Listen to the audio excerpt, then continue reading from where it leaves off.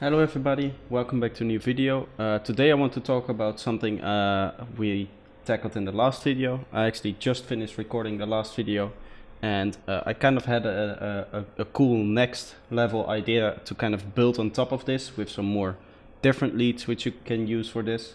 And without further ado, let's just get into it. Alright, so this is coming again from something we did on stream. I don't remember if I told you last time, but I actually did a stream this Saturday, which is today when I'm recording this. And that's why I wanted to kind of record this as soon as possible, so it's fresh in my mind. And if you want to follow me, there's a link in the description, and come join me if you have the time. But for now, let's go into the sound. Now, the sound is nothing special. It's just kind of like this gritty, nice Psytrance bandpass sound, which we all know how to make. At least I assume you do.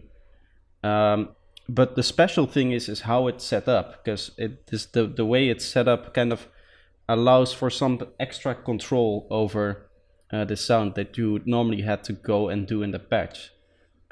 This way, again, using the thought process of controlled randomness, we want to be able to randomize it, but to a certain extent. So let's see what is actually going on in this patch.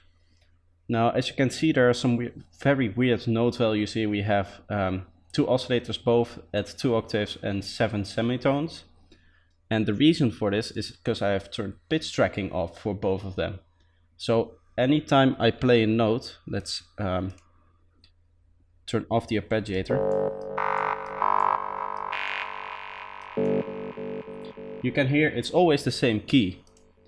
And that's determined, of course, by the octave and the semitone, and also the fine, which we haven't used in this case. So what it's doing is we're always playing a G note here, and both of them are playing in the same octave.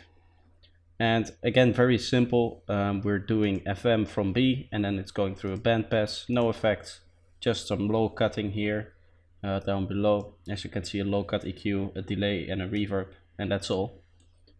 So the sound itself is very simple, but you may see that we have this note set up here as a modulation source.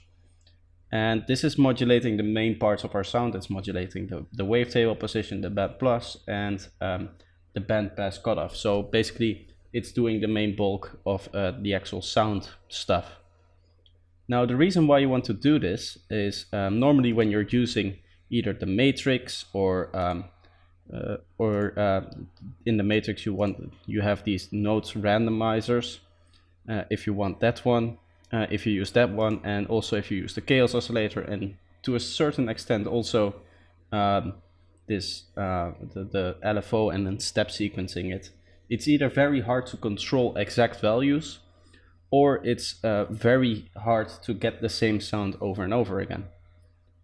So what I've done here is, again, using the same trick with the MIDI clip, but this time, instead of using it to get a sound that's always in the same key, we're using it to basically get a random note value for our modulation here.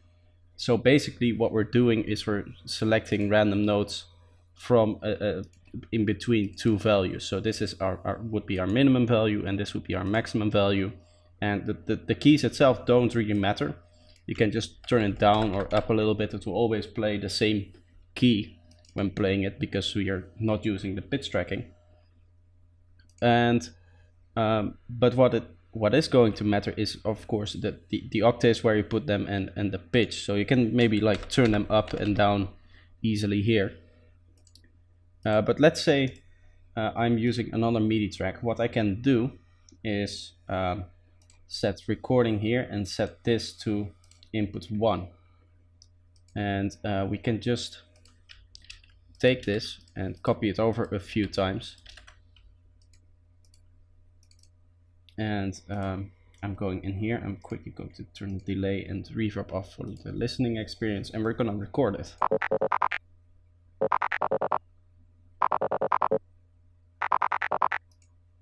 Now let's say I like this version of the sound, or how it sounded right here. If I would go back in here and I would use the chaos oscillator, I would never be able to recreate this exact sound. And with this trick where we just have a randomizer here, which I explained in the last video, if you're into it, you should go there. You can hear it's always a different value, but now we actually have a MIDI representation of that value, and we can just drag it in. And as you can hear now, it will always play the same exact melody, and therefore send the exact same values to this modulation. And the reason why I prefer this over the step sequencer is because I always find that the step sequencer itself is really hard to like edit, and if you want to do very, very long different sequences, let's say you want to have a 16 bar randomized sequence like this, and you want to record the whole thing.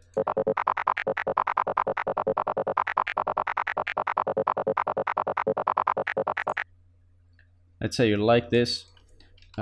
Making this in the step sequencer would be not only impossible, but even if you would be able to make it, it would be very, very tedious. In fact, I think it's impossible to do. I might be wrong about it. There's probably some weird way to kind of extend how well the step sequencer works. But yeah, for now, as you can see, we have a pattern that will always play the same note here.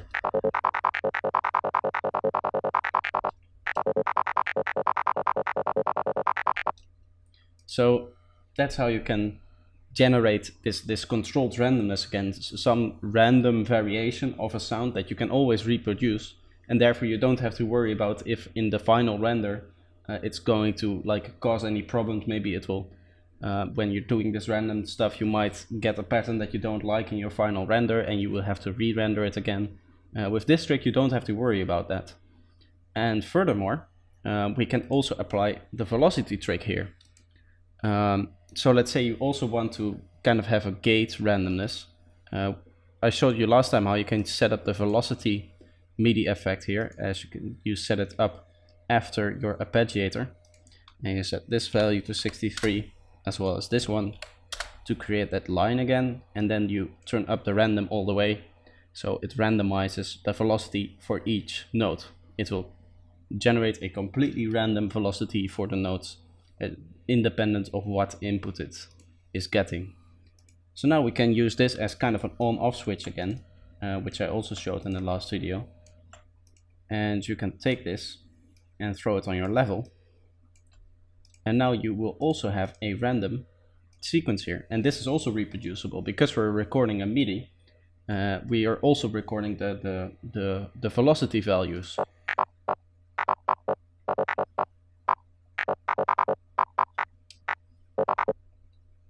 So let's say we like this pattern, a little bit shorter this time for the sake of recording. Here you can hear that we are again just reproducing the same exact sound every time. If I turn this off and this off, that is. Otherwise, if you leave that on, it will again create random velocity values, and we don't want that. You can hear if I quickly loop the very first section that it will always be the same.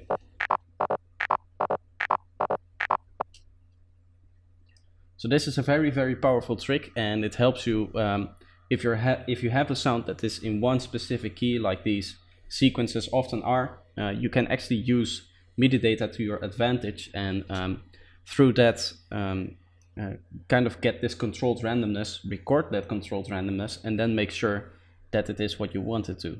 In fact, you can actually go in and maybe you say, oh well, I want this note to be higher, and I want it to also play here, and I want it to play here. You can go in and just edit the values that way. That's much easier than going through the sequencer and adjusting notes in a very small window inside Serum. So that's another way you can use controlled randomness. If you have any further suggestions for maybe this thing, this technique of controlled randomness, or you have something else you would like me to talk about, feel free to subscribe to my channel and comment down below what you would like to see. so I can tackle it. And if you enjoyed this video, feel free to leave a like, that really helps a lot. And I hope to see you next time. Bye bye.